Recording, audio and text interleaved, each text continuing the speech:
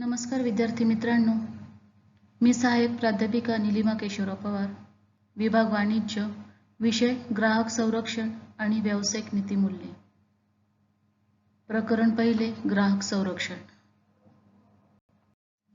विद्यार्थी मित्रांनो, मागील लेक्चरमध्ये आपण ग्राहकवाद म्हणजे काय, त्याचा अर्थ, गरज, महत्त्व, तसेच ग्राहक संरक्षणाची उद्दिष्टे, व्याप्ती आणि महत्त्व बघितलेले आहे. आज आपण ग्राहकांचे हक्क आणि जबाबदाऱ्या तसेच ग्राहक संरक्षणासंबंधी युनोची मार्गदर्शक तत्त्वे अभ्यासणार आहोत. आता आपण ग्राहकांचे हक्क आणि जबाबदाऱ्या अभ्यासणार आहोत. ज्यावेळी ग्राहक वस्तूची खरेदी करतो त्यावेळी खरेदीपूर्वी त्याला अनेक गोष्टींचा विचार करावा लागत असतो. ज्या वस्तूची खरेदी करावयाची आहे त्या वस्तूला पर्यायी असणाऱ्या इतर सर्व वस्तूंचा त्याला विचार करावा लागत असतो. असे असूनही वस्तू खरेदी करण्याबाबत घेण्याच्या निर्णयात त्याला अनेक अडचणी उद्भवत असतात.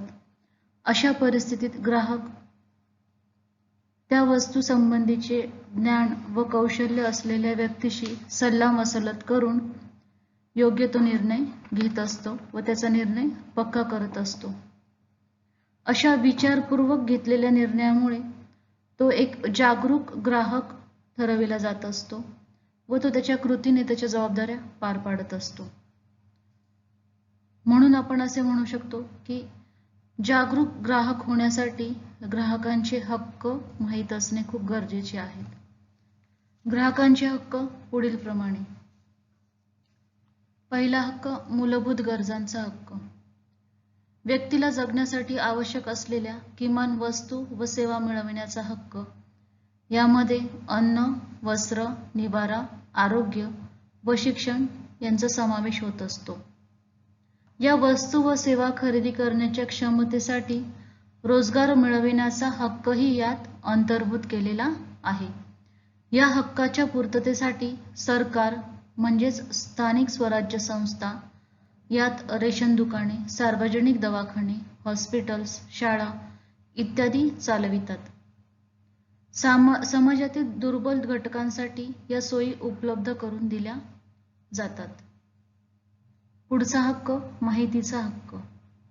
वस्तू किंवा सेवेची डोळसपणे निवड करण्यासाठी, त्याबाबतचा निर्णय घेण्यासाठी आवश्यक असलेली पुरेशी माहिती मिळविण्याचा हक्क म्हणजे माहितीचा हक्क होय. यात जाहिरात, लेबल, वेष्टन यावरील व अन्य मार्गाने दिलेली माहिती चुकीची किंवा दिशाभूल करणारी असेल तर त्यापासून संरक्षण मिळवण्याचा हक्क हा माहितीचा हक्क समजण्यात येतो. उदाहरणार्थ, पॅकबंद वस्तूच्या अधिनियमानुसार वस्तूच्या वेष्टनावर उत्पादनाचे नाव व पत्ता तसेच वस्तूचे नाव, अधिकतम किरकोळ किंमत, त्या वस्तूचे वजन किंवा माप, उत्पादनाची पॅकिंगची तारीख इत्यादी माहिती छापणे बंधनकारक आहे. यामुळे वस्तू खरेदी करण्यापूर्वी आवश्यक माहिती ग्राहकाला मिळत असते. पुढील हक्क, निवडीचा हक्क. विविध वस्तू व सेवा स्पर्धात्मक किमतीत उपलब्ध असणाऱ्या हक्क तसेच आपल्या आवडीनुसार व गरजेनुसार निवडण्याचा हक्क. उदाहरणार्थ, काही दुकानदार गॅस कनेक्शन देताना शेगडी घेण्याची सक्ती करतात किंवा कॉलेज पुस्तकांचा संपूर्ण संच विकत घेण्यासाठी दुकानदार विद्यार्थ्यांना भाग पाडत असतात. हे निवड करण्याच्या हक्काविरुद्ध आहे. ग्राहकांना आपल्या पसंतीची वस्तू विकत घेण्याचा पुरेपूर हक्क आहे. यालाच आपण निवडीचा हक्क म्हणतो, म्हणजेच वस्तू निवडण्याचा हक्क.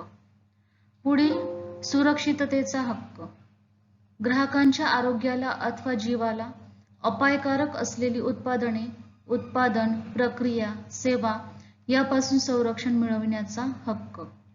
ग्राहकांच्या तात्कालिक गरजा तसेच दीर्घकालीन हिताची जपणूक यात अभिप्रेरित आहे. रेडिएशनच्या मदतीने टिकविलेल्या भाज्या, मसाल्याचे पदार्थ इत्यादी ग्राहकांच्या तात्कालिक गरजा भागविण्यासाठी उपयुक्त ठरत असल्या तरी या प्रक्रियायुक्त पदार्थांच्या सतत भविष्यकाळात वापर होण्यामुळे ग्राहकांच्या आरोग्यावर काय परिणाम होईल याचा विचार करणेही उत्पादकाला आवश्यक ठरते. अन्न, औषधे, विजेची उपकरणे, गॅस, वीज पुरवठा या बाबतीत सुरक्षितता ही विशेष महत्त्वाची असते. त्यासाठी अन्न भेसळ प्रतिबंधक कायदा, औषध व सौंदर्य प्रसाधनांचा कायदा इत्यादी कायदे व अनेक नियमे सरकारने केलेली आहेत. सुरक्षिततेच्या दृष्टीने अन्न, औषधे इत्यादी पॅकबंद स्वरूपात खरेदी करावी. तसेच विजेची उपकरणे घेताना ISI मार्क प्रमाणित असावी. त्याचप्रमाणे शेतीमालाशी संबंधित वस्तू खरेदी करताना त्या ॲगमार्क असलेल्या असाव्यात. हा आहे सुरक्षिततेचा हक्क. पुढे मत ऐकून घेण्याचा हक्क. आर्थिक व इतर धोरणे ठरविताना तसेच त्यांची अंमलबजावणी करताना ग्राहकांच्या हिताचा सहानुभूतीपूर्वक व साकल्याने विचार केला जावा. यासाठी ग्राहकांची बाजू मांडण्याचा हक्क किंवा ग्राहक प्रतिनिधित्व करण्याचा हक्क. उदाहरणार्थ, तळमजल्यावर टपालपेटी बसवण्याची सक्ती करणाऱ्या आदेशाविरुद्ध ग्राहकांनी आवाज उठवल्यानंतर सरकारने एक समिती व या समितीने पूर्वसूचना देऊन ठिकठिकाणी ग्राहक संघटनांना प्रत्यक्ष भेटून याविषयी आपले मत मांडण्यास संधी दिलेली आहे. त्याचप्रमाणे पत्रानेही आपले मत मांडण्याचे आवाहन केले जाते. म्हणजेच एक अर्थाने आपण सांगू शकतो की ग्राहकांचे वस्तू किंवा विक्रेत्याविषयी किंवा उत्पादकाविषयी असलेले मत. पुढे तक्रार निवारण्याचा हक्क. ग्राहकांना वस्तू खरेदी केल्यानंतर तक्रार उद्भवल्यावर ग्राहकांच्या न्याय मागणीचे योग्य निवारण होण्याचा हक्क यालाच तक्रार निवारण्याचा हक्क असे म्हणतात. तसेच सदोष वस्तू अथवा असमाधानकारक सेवा यामुळे ग्राहकांचे नुकसान झाल्यास त्या ग्राहकाला त्याबद्दल भरपाई मिळण्याचा हक्क. तक्रार निवारण्यासाठी सोपी सुटसुटीत कायदेशीर यंत्रणा असण्याचा हक्क खाजगी, सरकारी व सार्वजनिक क्षेत्रातील उद्योगात आता ग्राहक कक्ष तयार करण्यात आलेले आहेत. त्याचप्रमाणे MRTP तसेच ग्राहक संरक्षण कायदा यांच्याद्वारे विना खर्च, सुलभ आणि विना विलंब तक्रार निवारण्याची यंत्रणा उपलब्ध झालेली आहे. पुढे ग्राहक शिक्षणाचा हक्क. आयुष्यभर जागरूक ग्राहक म्हणून कृतीशील राहण्यासाठी आवश्यक असलेले ज्ञान व कौशल्य प्राप्त करण्याचा हक्क म्हणजेच ग्राहक शिक्षणाचा हक्क. एखादी वस्तू व सेवा ग्राहकांना खरेदी करण्याचा अथवा न करण्याचा निर्णय डोळसपणे घेता यावा यासाठी आवश्यक असलेले ज्ञान व कौशल्य याचाही यात समावेश केलेला आहे. विद्यार्थी मित्रांनो, तुम्ही वाचत असलेली टिपणे, नोट्स हा ग्राहक शिक्षणाचाच एक भाग आहे. याशिवाय उत्पादन, वस्तू व सेवा वापरण्याबद्दलची माहितीपत्रके, प्रात्यक्षिके, जाहिराती इत्यादी माध्यमातून तसेच वृत्तपत्रे, आकाशवाणी, दूरदर्शन इत्यादी माध्यमातून लिखाण, चर्चा, व्याख्याने, पथनाट्ये इत्यादी सादर करून ग्राहक संघटना ग्राहक शिक्षण करत असतात. व शेवटचा हक्क आरोग्यदायी पर्यावरणाचा हक्क. मानवी जीवनाचा दर्जा उंचविणारे आरोग्यदायी पर्यावरण मिळवण्याचा हक्क म्हणजेच आरोग्यदायी पर्यावरणाचा हक्क. प्रदूषणापासून निर्माण होणाऱ्या धोक्यांपासून संरक्षण मिळविण्याचा हक्क. या हक्काच्या संरक्षणासाठी वाहने तसेच कारखान्यांमुळे होणारे प्रदूषण यावर नियंत्रण ठेवण्यासाठी सरकारने नियम केलेले आहेत. तसेच पर्यावरण संरक्षण कायदाही केला आहे. बस, रेल्वे गाड्या, सरकारी कार्यालये येथे धूम्रपानावर निर्बंध घातले गेलेले आहेत. ग्राहकांच्या हक्कांनंतर आता आपण ग्राहकांच्या जबाबदाऱ्या बघणार आहोत. ग्राहकाने अधिकारी ही एक बाजू तर दुसरी त्याची कर्तव्ये व जबाबदाऱ्या असतात. या जबाबदाऱ्या पुढील प्रमाणे. पहिली जबाबदारी, वस्तूंची सर्व माहिती करून घेतली पाहिजे. ज्यावेळी आपण वस्तू खरेदी करत असतो त्यावेळी त्याची संपूर्ण माहिती मिळविणे हा जसा ग्राहकाचा अधिकार आहे, तसेच माहिती मिळवून नंतर खरेदीचा निर्णय करणे हे ग्राहकाचे कर्तव्य देखील आहे. वस्तूचे स्वरूप, वैशिष्ट्ये, त्यातील घटक, वस्तूचा वापर या संदर्भात घ्यावयाची खबरदारी यासारखी विविध प्रकारची माहिती मिळविणे ग्राहकांच्या दृष्टीने आवश्यक ठरते. दुसरी जबाबदारी, गरज असेल तरच खरेदी करावी.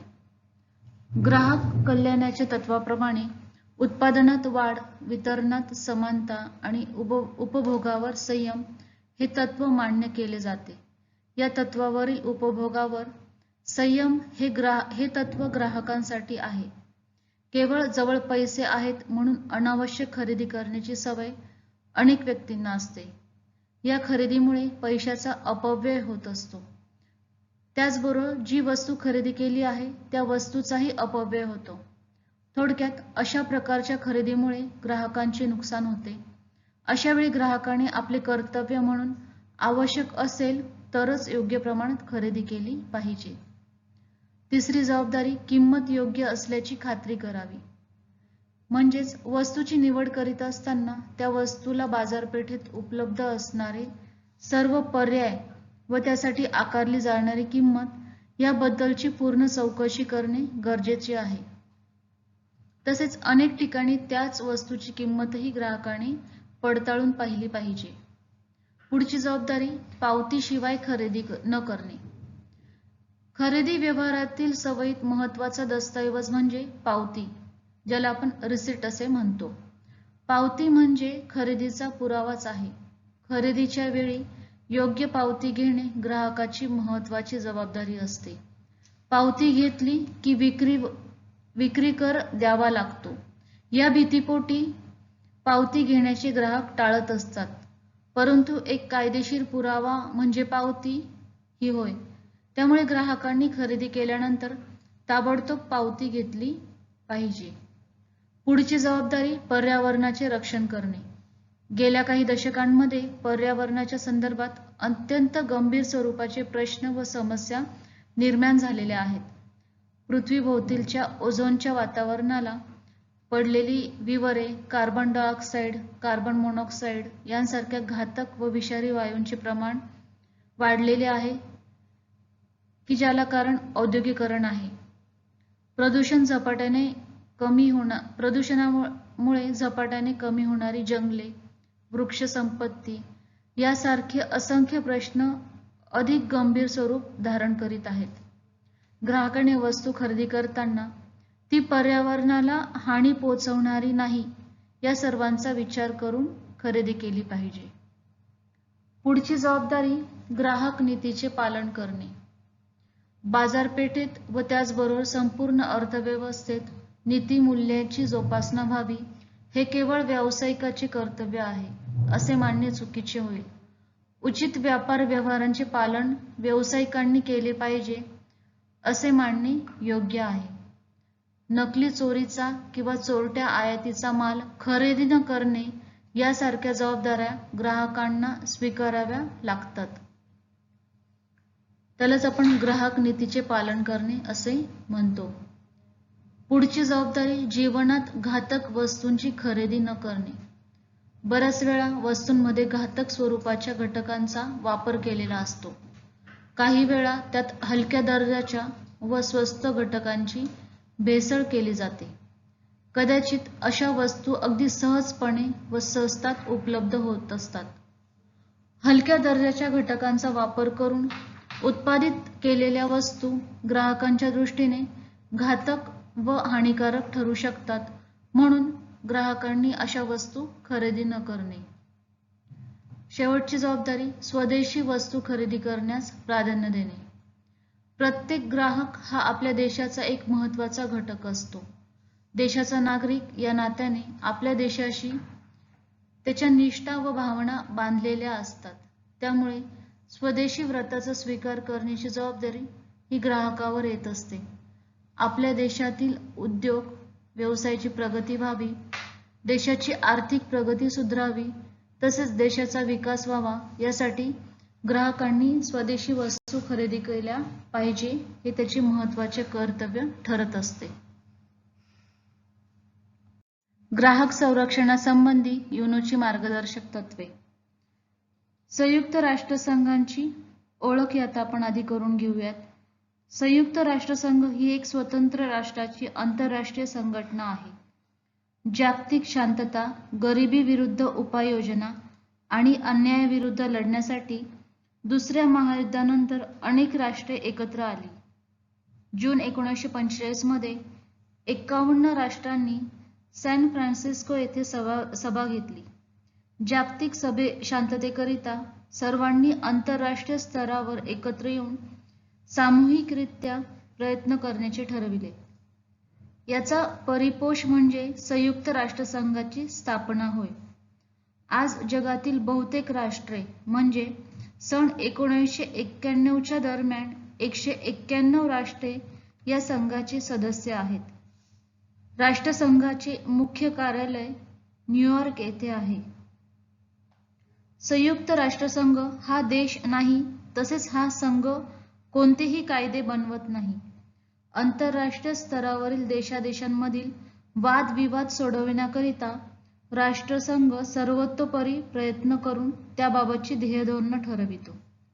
सदस्य राष्ट्रे लहान किंवा मोठे, श्रीमंत किंवा गरीब, राष्ट्रांचे राजकारण, अर्थकारण, समाजकारण इत्यादी बाबतची भिन्न भिन्न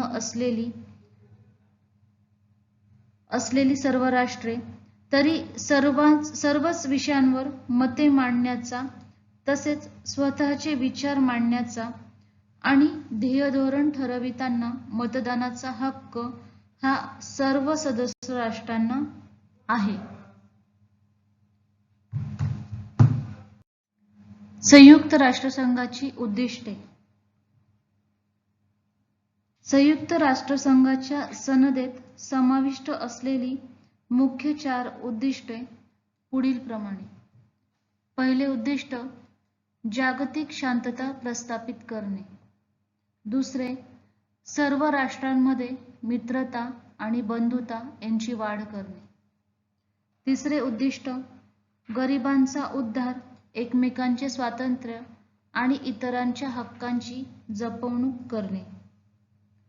चौथे उद्दिष्ट वरील सर्व उद्दिष्टांच्या पूर्ततेकरिता मध्यवर्ती केंद्र संस्था म्हणून काम करणे. मानवतेला हानिकारक असे प्रश्न सोडविण्यासाठी राष्ट्रसंघ हे जागतिक स्तरावर प्रयत्न करत असतात. याकरिता या राष्ट्रसंघाच्या कार्यप्रणालीमध्ये वेगवेगळ्या 30 प्रकारच्या संघटना आहेत. राष्ट्रसंघ या 30 संघटना मानवाधिकार, पर्यावरणाचे संरक्षण, रोग निर्मूलन इत्यादी अनेक आघाड्यांवर कार्य करत असून आधुनिक सुधारणांद्वारे गरिबी दूर करण्याचे काम करतात. तसेच सुरक्षित वाहतूक, हवाई मार्ग, जलमार्ग, खुष्कीच्या मार्गाने दळणवळण करण्याच्या सुरक्षेबद्दलचे काही नियम निश्चित करून वाहतूक व दळणवळण सुरक्षित होईल याची काळजी घेतात. त्याचप्रमाणे ग्राहक संरक्षण लक्षात घेऊन दूरसंचारणा क्षेत्रात देखील मालमत्तेचे हक्क व संरक्षण यासाठी देखील राष्ट्रसंघ कार्यरत आहे. संयुक्त राष्ट्रसंघाची मार्गदर्शक तत्वे. ग्राहकांचे संरक्षण याबाबतचा कायदा आणि धोरणे या संदर्भात संयुक्त राष्ट्राने प्रसिद्ध केलेली मार्गदर्शक तत्वे सर्व राष्ट्रांना उपयुक्त आहेत. ही तत्वे सदस्य राष्ट्रांवर बंधनकारक नाहीत, मात्र राष्ट्रांना ग्राहकांच्या हिताकरिता व देशपातळीवर कायदा करण्याकरिता ही तत्वे आधारभूत ठरविली आहेत. यातील काही तत्वे राष्ट्रांसाठी आहेत तर काही तत्वे उद्योजक आणि व्यावसायिक यांच्यासाठी आहेत. ग्राहक संरक्षणाबाबतची संयुक्त राष्ट्रसंघाची प्रासंगिकता पुढील मार्गदर्शक तत्वांनुसार आपल्याला जाणून घेता येईल. पहिले मार्गदर्शक तत्व ग्राहकांची आरोग्यविषयक सुरक्षा. दुसरे ग्राहकांच्या आर्थिक हितसंबंधांचे संरक्षण. पुढचे वस्तूंची व मालाची विक्री आणि विक्री पश्चात सेवा, वस्तू व माल इत्यादींबाबतची ग्राहकांची सुरक्षा आणि वस्तू व माल यांच्या दर्जाबाबतची मानके. चौथे तत्व जीवनावश्यक वस्तू आणि मालाचे वितरण व त्याला अनुषंगिक असलेल्या सेवा पुरविणे. पाचवे तत्व ग्राहकांच्या तक्रारीचे निराकरण करणे तसेच ग्राहकांच्या तक्रारीच्या निवारणार्थ मार्गदर्शन करणे. सहावे तत्व ग्राहकांच्या हक्काबाबतची जाणीव करून देऊन जागृती करणे. सातवे तत्व अन्न, पाणी, औषध इत्यादींबाबतची जनजागृती तसेच तक्रार निवारण, हक्क याबाबत ठोस कृती करणे. ही होती संयुक्त राष्ट्रसंघाची मार्गदर्शक तत्वे. आज आपण ग्राहकांचे हक्क आणि जबाबदाऱ्या तसेच ग्राहक संरक्षणासंबंधी युनोची मार्गदर्शक तत्वे, संयुक्त राष्ट्रसंघाची उद्दिष्टे तसेच संयुक्त राष्ट्रसंघाची मार्गदर्शक तत्वे अभ्यासलेली आहेत. इथेच आपले पहिले प्रकरण संपलेले असून पुढील लेक्चरमध्ये आपण प्रकरण दुसरे ग्राहक शिक्षण याला सुरुवात करणार आहोत.